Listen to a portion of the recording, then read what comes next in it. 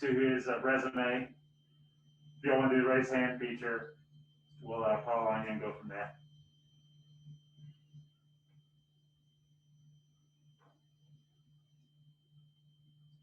Josh, go ahead.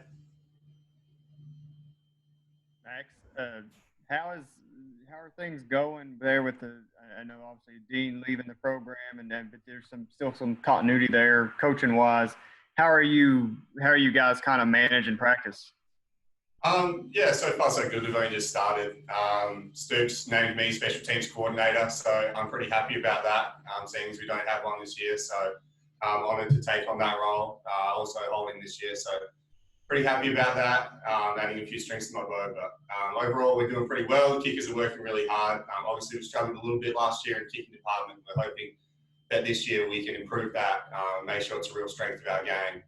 So far so good. It's taken a bit of getting used to, obviously, with all the different protocols, but it's the same for every position, and I'm pretty happy with it so far. It's just good to be back. John Hale. Max, how much does special teams coordinator pay? Unfortunately, zero, but I got given the holder position, so he thought that was enough of an increase to just give me a little bit more to do on the field. So I was happy about that. Grant McInnes left and went to Missouri, which was good. So opened up a spot for me. In seriousness, no. How does punting with no fans or very limited crowd, does that change in your mind at all without that? How does that play on your mind? I guess we're going to have to wait and see. Obviously we do it all the time in practice, right? There's no one there in practice. So I'm trying to think practice is game, like you always do. But I'm going to have to tinker with things a little bit. Everyone, all the special teams, all the specialists all over college, you're going to have to, really come and try and work out what kind of mindset they need to bring, whether it's, amp yourself up a little bit because you like the crowd, or maybe you're really happy that there is no crowd and maybe that makes you a bit more calm. So it's just probably what the individual prefers. And to me, it's not going to make a whole lot of difference. I'm still going to, put myself under the most pressure, and kind of when I run out there, I forget the crowd's there. So hopefully it won't change for us, and if anything, maybe it might improve us a little bit. Nick Roush. As special teams coordinator, do you foresee yourself playing a role as a returner? And if not, who are some of those playmakers that can really get out and do things in space? There's no doubt I proved myself against Missouri that if they let me run, I'm happy to. So, give me the ball and let me go. But if Stoops decides that that's not what he wants, then, we've got some really good guys this year. Obviously, losing Lynn is going to hurt. He was great for us, and always, we could throw him out there in a big situation. I think Missouri 2 years ago, the bowl game, things like that, we could kind of put him out there and rely on him to give us something big. And now I think it's going to be Josh Ali again at punt return, and then Zach Johnson at kick returner. So Zach's really looking forward to it. He had a great one against Georgia last year, and hopefully he can continue that because I think, we can improve in all areas, and hopefully we can improve in our return game. To kind of follow up on what John said, as far as kicking without crowds, when you took off against Missouri, there was nobody there, and I don't think anybody would have known you were pulling it and running it if not for the crowd getting excited. Do you think that could be a benefit to not having fans in the stands? Yeah, I might be able to sneak a little bit further down the field. You never know. Maybe they won't notice. So we'll see.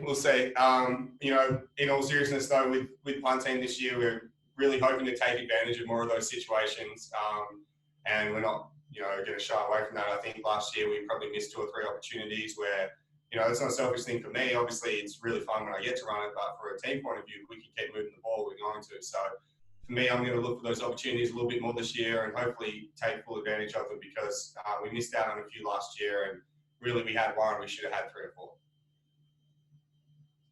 Josh. Max, when you decided to come back for another year, kind of what played into that role? I mean, obviously I know getting to go to school a little bit longer and do things like that, but is there any point, I know you've talked about probably not playing pro, but in the back of your head, is that something that you like to kind of prepare for and see what's out there? Firstly, I came back because I didn't think I was good enough, and also my main priority when I come here is to finish my master's degree. I've almost finished my sports psych master's degree, which I'm really, really proud of, and I should have that pretty much done by the end of the fall.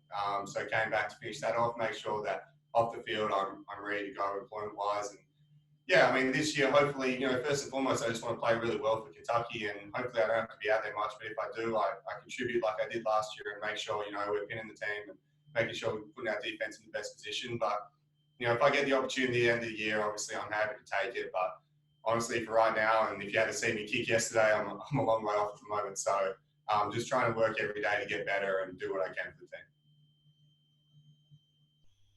John Hales. Yeah, Max, the NCAA yesterday moved to give everybody an extra year of eligibility regardless of what happens this year. Any thoughts to sticking around to being a 30-year-old punter in college, getting a PhD or anything like that?